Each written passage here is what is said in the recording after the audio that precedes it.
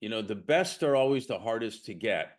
So thanks, Bernhard, for coming on the Leaders Who Care series. Mark, it's a great pleasure to be here, and I'm looking forward to this conversation.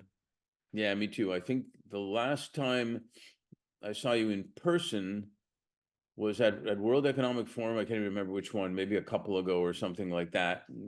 Yourself, myself, and Ed were sitting in the hotel there somewhere and chatting and whatnot. So it's good to have you on.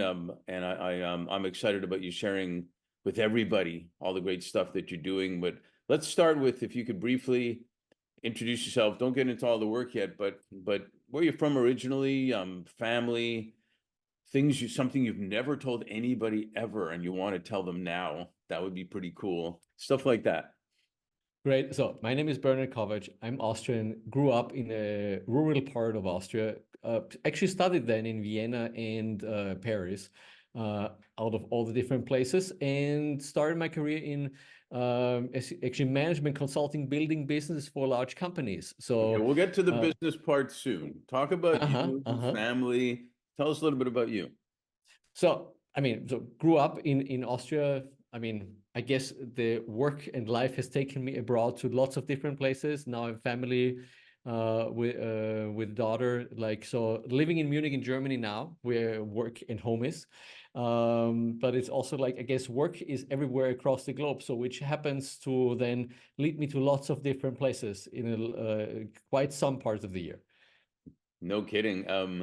You said I'm going to talk briefly about you. Talk about Vienna. Vienna is one of my favorite walking cities I think I've ever been to. It's absolutely incredible. Were you in the Vienna Boys Choir ever? No.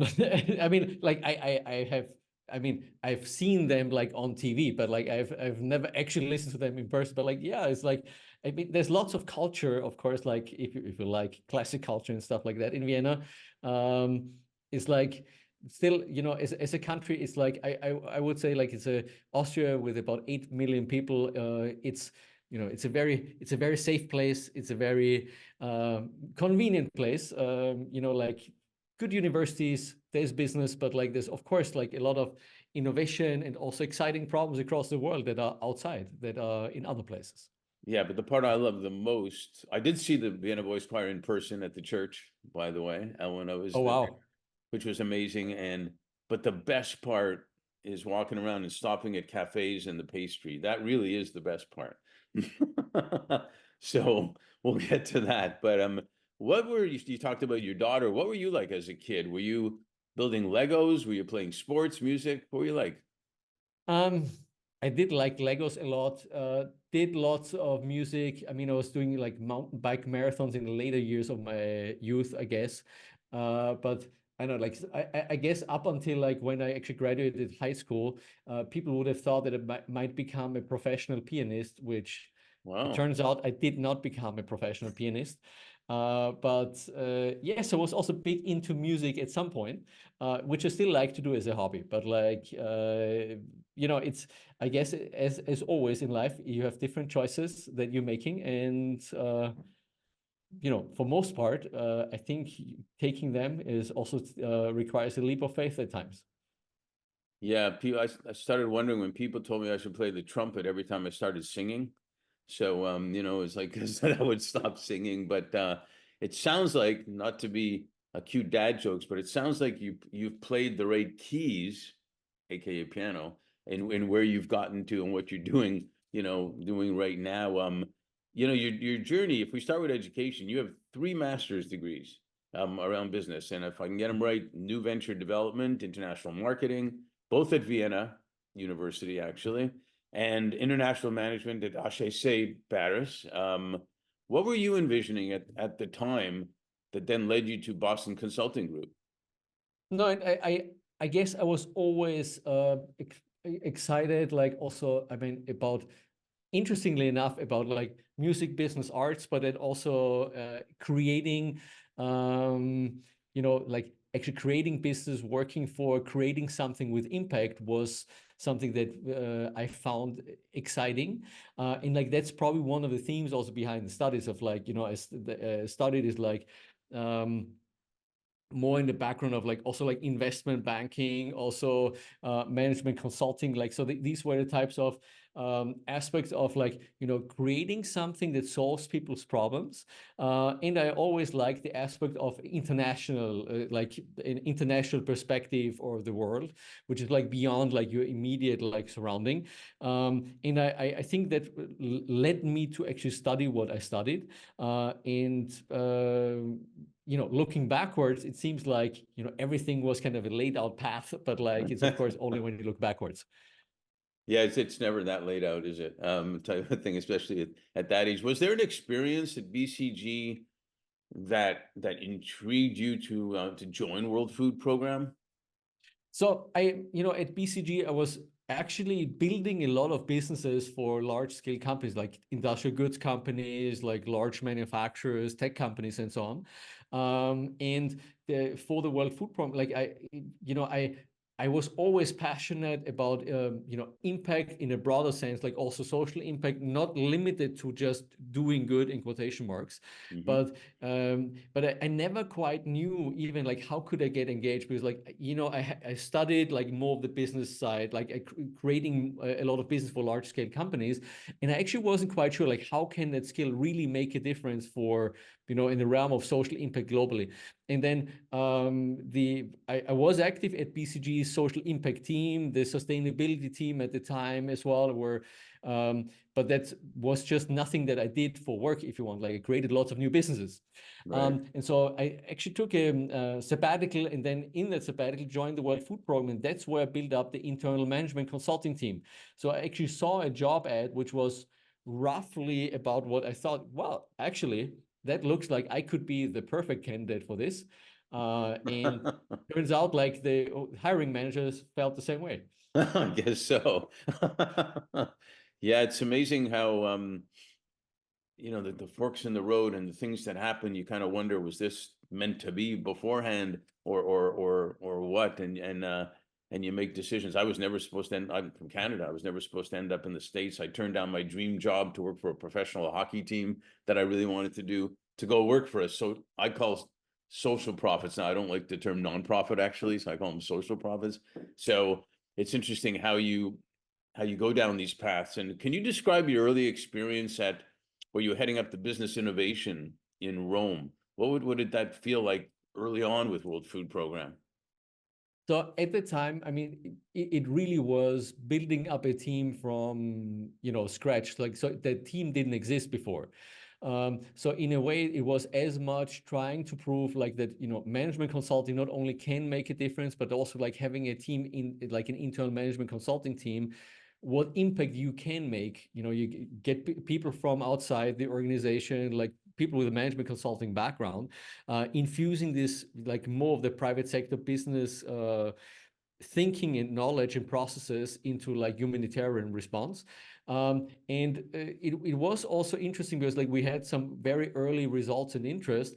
At the same time, it's, you know, it was new, and actually getting the go ahead to say like, okay, this is what's interesting. Working on in the early days supply chain optimization in places like Right. Afghanistan, or doing reorganization project. Like, you know, on the first glance, you would think like, why would the World Food Program, United Nations agency, actually need that? But like, in a way, like large nonprofit organization actually work similarly to like large corporates. Sure. And there's lots of efficiency gains. Like this is something that you can actually make things happen. And like they're very, very business oriented.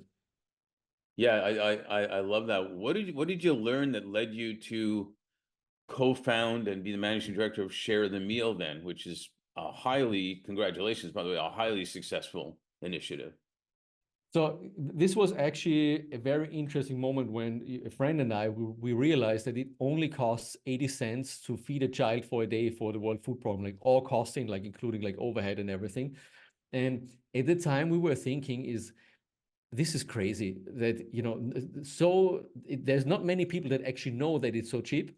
Right. And on the other hand, there's so many, people who care, like people who really say like, I want to contribute, I want to help, but they don't know how. And so how can we actually bring that together? And that was the basic starting point behind Share the Meal. Like, let's assume we're having, dinner together or we're having lunch together. And then why wouldn't we share our meal for 80 cents with a child in need? And that was the starting point behind like Share the Meal, saying, okay, there's this button on your phone, and you're pressing that button and you can share your meal. And it's so simple. And right now it's over 230 million shared meals by almost 2 million people that have shared meals through the app and donated.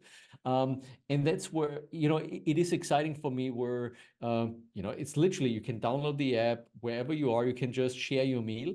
And it's with this perspective of not making you feel bad, but making you feel good. You are sharing, you actually contribute towards something bigger. You can do this together with your friends. While the 80 cents alone don't mean that much, if you and like the 10 friends of yours and the 10 Right. friends of the 10 friends, all Right. of us together, we can actually achieve something meaningful. No, I think it's brilliant and brilliant. I had a Deloitte partner when I worked at Deloitte. He said, brilliance is simple, he told me this years ago. And I kind of understood what he said, type of thing. But what you're talking about is brilliance is simple. And when people can do that now, right? It's still ongoing. Absolutely. So it was actually App of the Year in 2020 from both Apple and Google. Mm-hmm. And you can go into the App Store on your iPhone or in the Play Store on an Android phone, download Share the Meal, and then you can just donate. And literally, it's like Apple Pay, Google Pay, PayPal, whatever you actually want, like as a payment method.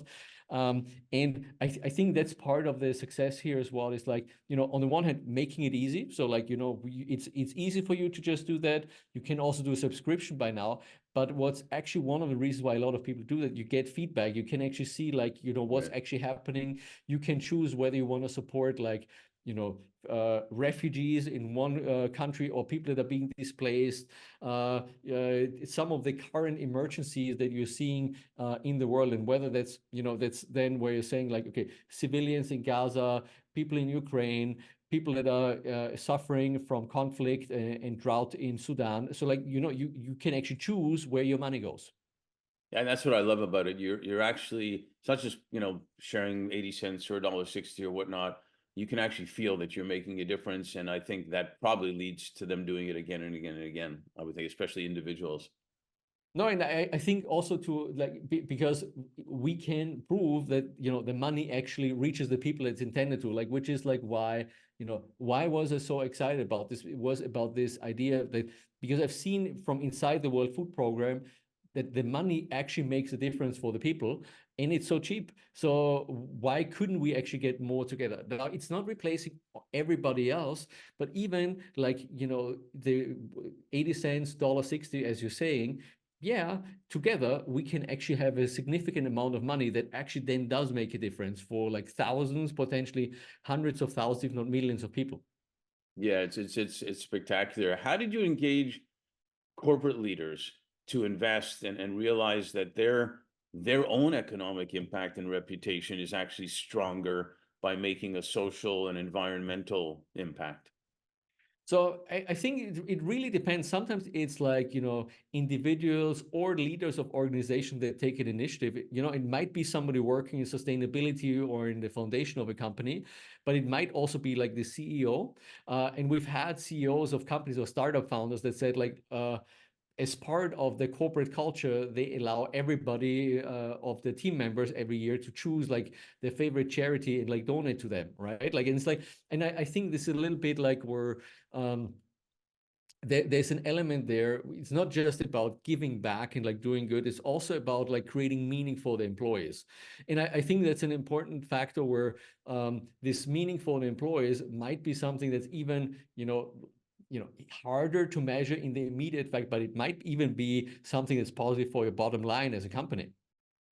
Yeah, well, we started this Leaders Who Care series to share about leaders that are showing that their business and even their lives are better by making a social and environmental impact at the same time. And what we've also found is because part of our business is attracting talent for our clients because we represent them as leaders who care. And it actually does help them attract the very best talent because they want to make money, but they also want to have purpose. So they don't want to just work for money, which is what you're talking about. And so we found employee engagement, talent acquisition, talent retention, even the development of talent works better when these type of programs are in a company.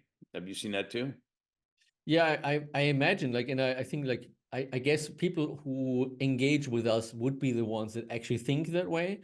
But even those who are on the fence, like I think it depends a little bit, like where sometimes we even interface with people who are, maybe start from a different place where they're thinking about like purely profit maximization, best talent, and like not doing good.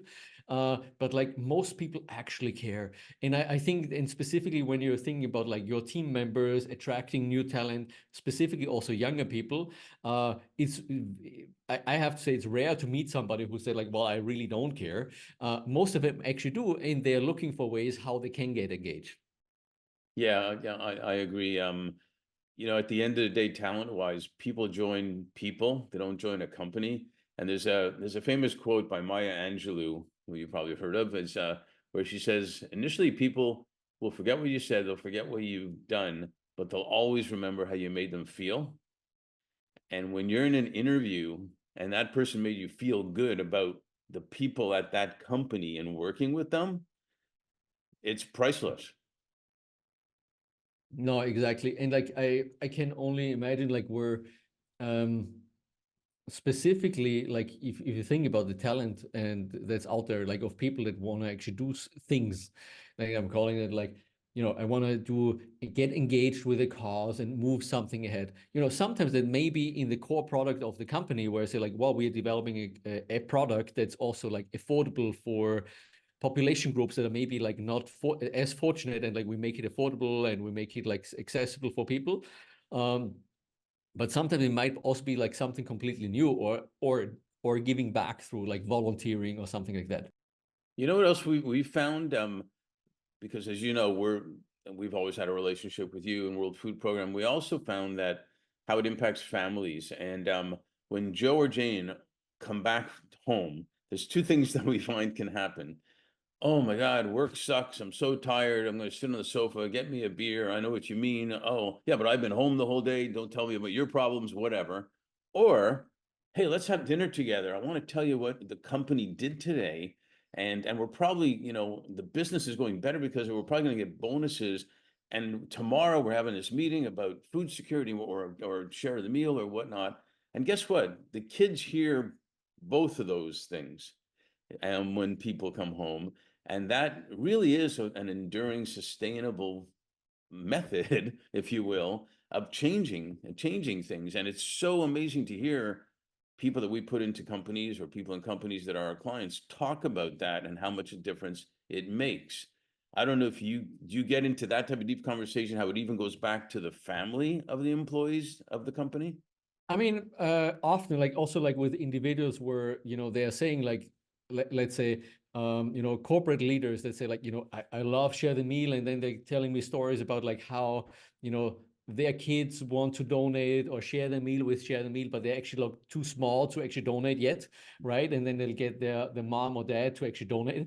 And it is actually something that I find fascinating in terms of,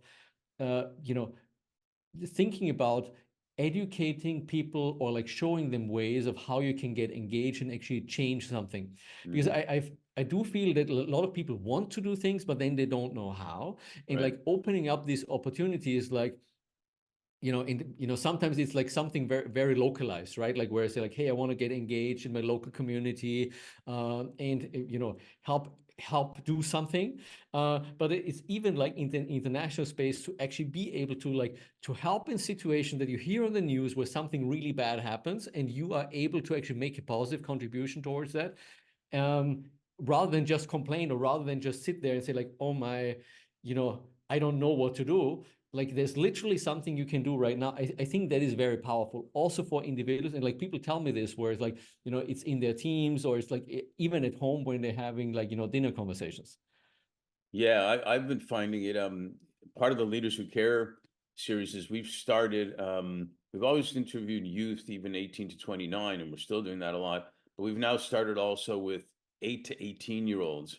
And it amazes me, and it is just substantiated what we just talked about, that we have a 10-year-old that's writing her 5th book about families and being together and belonging. And then we had another gal from Liberia who started a skincare company so kids can be empowered in their own skin, that we actually Wow. call them present future leaders who care now, because they're no longer just future leaders who care, they're present.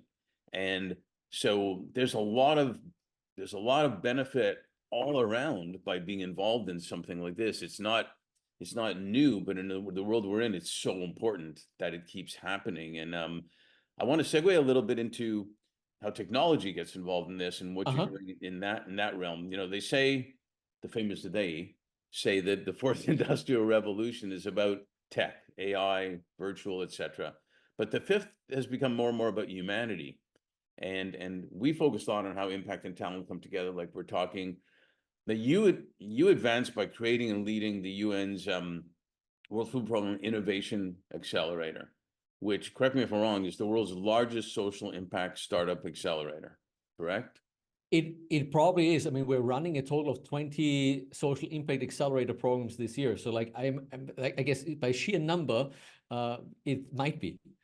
Yeah, no, it's spectacular. Can you share how you secure and vet the innovators, the funders, the partners? I mean, there's a lot to do there, and be able to, and even the talent for that matter, to do it. And how do you select and support them, that it's financially good, makes sense, and it, again, like we talked about, you know, meets the mission?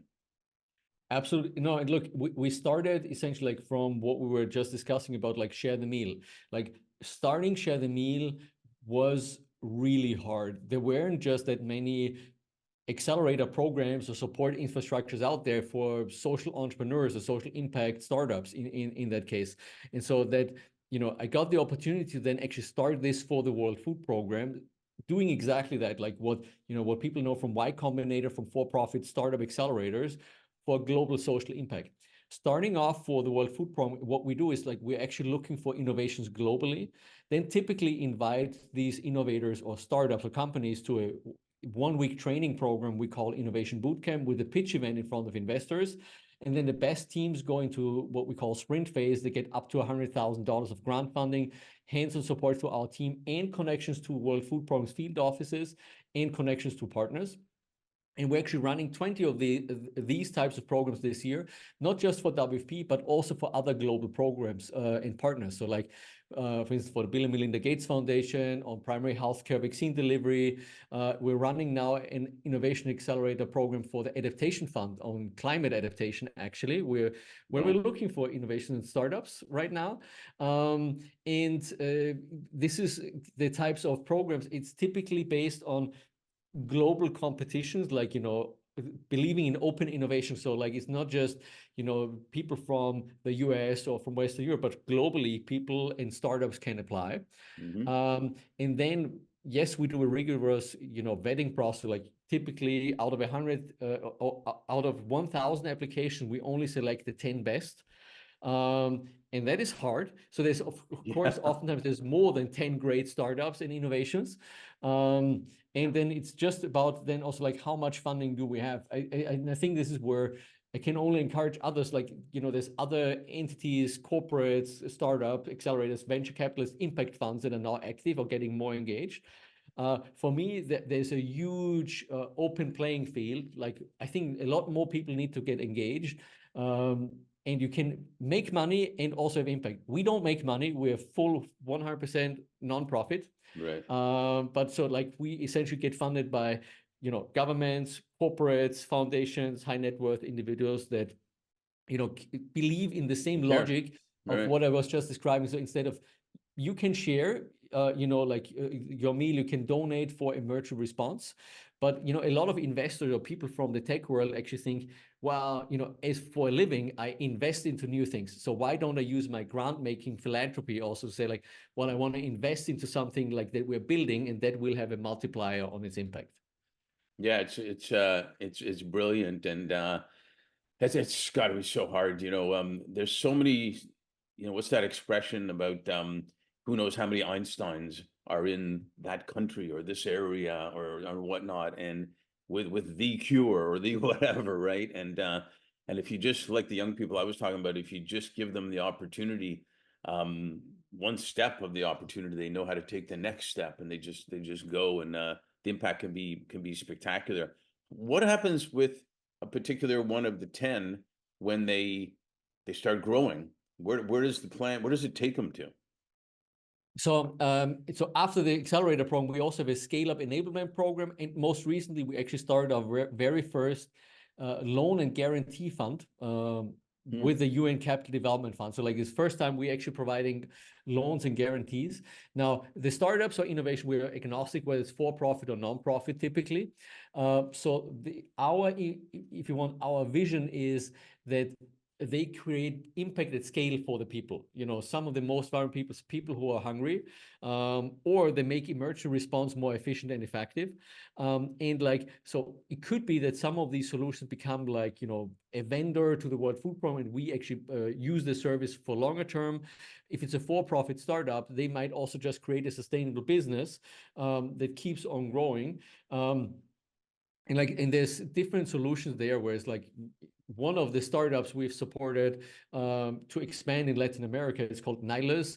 Actually, it's a platform that connects urban food deserts, like hungry, poor people in urban food deserts, with surplus or cosmetically rejected foods on farms. So essentially, like they have a digital platform that bring them together, but it's a for-profit business model. And I find that really exciting. So in a way, they will also grow without us. They will also be able to solve malnutrition and hunger in different places. But of course, through our help, I hope we can also help them scale faster. Yeah, there's just one aspect. The cosmetically not right, food is good food still, and we waste so much stuff, and that's just one area that you're talking about. How do you see AI impacting all this? AI is huge, is going to be huge, and I think specifically also in the impact sector is highly not being seen in the disruption or potential that it has. I think it's generally in the business world, even people don't realize how fast the change is going to be. Yeah. But let's say, I'll give you an example of a tool that recently, like this is an internal tool that the World Food Program has developed. And in that case, it's a supply chain optimization tool that's for upstream optimization. Now, in the beginning, they started development, had essentially an Excel spreadsheet for optimization. Now it's an AI model that helps them optimize. And it's something that, you would think that, well, like that sounds something that, that is boring, or that's something everybody has done this before. The interesting thing there is that AI now enables the team not only to do this better at scale, but they are also able to essentially do this like on a cloud base, so like it can be replicated by different people at the same time with AI. Now, in this model, and like I'll just, what that does, it's essentially like optimizes where food is coming from and supply chain routes to warehouses where the World Food Program actually has to bring foods. The team is called Scouts. So in the first implementation in Western Africa, they've been able to save $6 million just in the first implementation of the tool with AI. Wow. Now, and that's just something that you have to think about. Like, they may have built that tool with $100,000, right? And that helps you unlock a value of $6 million that you have saved and is now available for more food for people. And that just shows you the disruptive potential of, in a positive way, what we can imagine the future is going to hold for us. And the second example, maybe just to mention, like another startup we support is called Ignitia. They do hyper-local kind of weather forecast farming advice for smaller farmers in developing countries. Again, would never work without AI and satellite data. And they have right now 700,000 recurring paying smallholder farmers. So just to say, like, a test case, does it work? Well, they have 700,000 farmers that keep on paying for that subscription. You know what I love about it, and you know, in LA, we say we're going to have to leave them wanting more. So because there'll have to be a sequel, and I think we're going to probably have to do a sequel on this. But we do a lot of work in conflict and peace as well. And the examples you're giving, when you're feeding people, first of all, it's not enough to just feed people, and it's not enough just to talk about peace. You have to do both. But if you're feeding people and you're doing these innovations are helping, like those two examples you gave, that's the path to peace very often as well, because then there's dependency, there's economic development together, there's all this stuff happening. You don't have time to hate people. You want to do more, you want to do more, you want to do more. I really believe that's a major impact on peace even. No, it's like it's one of the sad parts of, like, you know, what happens in areas where there's drought, where there's conflict, where maybe because of climate change there's even more droughts. Maybe there's like disasters like floods, and then livelihoods get destroyed. Like, it's, you know, oftentimes it's an accelerant to, you know, maybe there have been conflicts before, but then of course if there's even less food available in a country, or if people are starving, like it's, you know, simple logic that Yeah. is not going to be helpful for any sort of situation. And if there have been, and I think this is one of the aspects of, you know, if we want to have stability, like, I mean, we actually know, like, even right now that, you know, I didn't mention this before, but right now we're living actually in a phase, there's a global food crisis. So unfortunately, like, you know, food insecurity is rising. So there's more hunger actually like than 6-7 years ago. And even acute hunger, so people marching towards starvation, the number has more than doubled since COVID. That's something that should concern us. This is something that, you know, we should actually strive towards, like helping people, because it's the right thing to do, but also it's something that will longer term benefit all of us, right? Yeah. And I think that's the aspect of, like, having a broader impact and a broader impact lens beyond like the immediate need is important. But then also this is where innovation is, I think, really, really helpful, because, you know, some of the examples that I can talk about, I sometimes talk to people and they say like, well, you know, there's nothing we can do about hunger. And like, you know, the reality is so far on the opposite end. Like, there's so much we can do, and there's even things we can do right now to change something for the better. And like, I think spreading this message of hope that there's something positive that we can do is really important, because that's the worst thing for me, when people get like this, they feel disempowered, they feel they have nothing that they can contribute, but there's so much that can actually happen. And that's why I like Share the Meal too, and everything. The domino effect, we talk about Einstein's. If you're in survival mode because you're starving, you're going to do whatever it takes, including conflict, to feed your family. If you're in survival mode, there's no creativity. That person may be brilliant in some stuff and we'll never know because they're in survival mode. And then that impacts other people. This isn't rocket science. It's not simple, but it isn't rocket science to see the domino effect of all of this. And I agree, those innovators you talked about making that impact then leads to Joe or Jane or Juan or Samish or whatever somewhere doing great things also. And in fact, a lot of times paying it forward because someone helped them.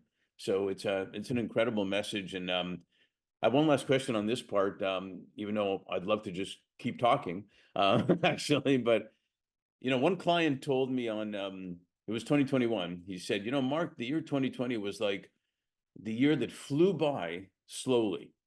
And I thought, what a cool remark. And now we're already in 2024. It almost feels like the pandemic was yesterday and years ago at the same time.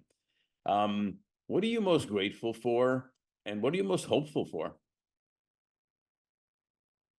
I mean, what I'm most grateful for is actually that there is so much good that happens and that can happen to help people across the world. Like, because like that's when you think about, like, we want to end world hunger. Like, sounds daunting, sounds like impossible to do, but I'm grateful for everything, you know, and like this is where, you know, colleagues of the World Food Program, partners, like that happens every day, and like it's actually possible to do something.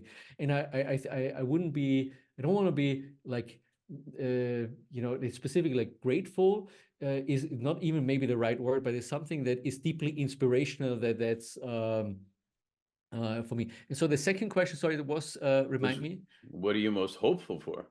What I'm most hopeful for, honestly, it probably is. It is around innovation. It would be around in technology and the disruptive or transformative potential that it holds, like together with businesses, together with startups, because this is where I deeply believe, like, you know, the same logic we have for investing into like startup founders because it's becoming a billion-dollar valuation company. The same logic applies to solving big problems. And, you know, part of the work that we're doing right now, and it is actually showing that it's possible, and it's not limited to just pure social impact. It can also be like a business that Sure. creates money, makes money, gets more investor money, and still does good in the world. And I think that's what I find really exciting and gives me hope. No, well said. And you know, I'm grateful that you answered that ad way back when to World Food Program because you obviously have made a huge difference, and you should be proud of yourself. And I know there's a lot more to go, but you clearly are one of the leaders who care. So congrats on that, and that gives me a lot of hope that that we can still keep making a difference, and even, you know, each person even doing a little bit by millions can do a lot. So thanks for joining us and sharing all that. Thanks so much, Mark. You're too kind. And I think there's so many great people out there that do great things. And so many people do care about the world that I think together we can make a lot bigger difference still. Amen. Thanks.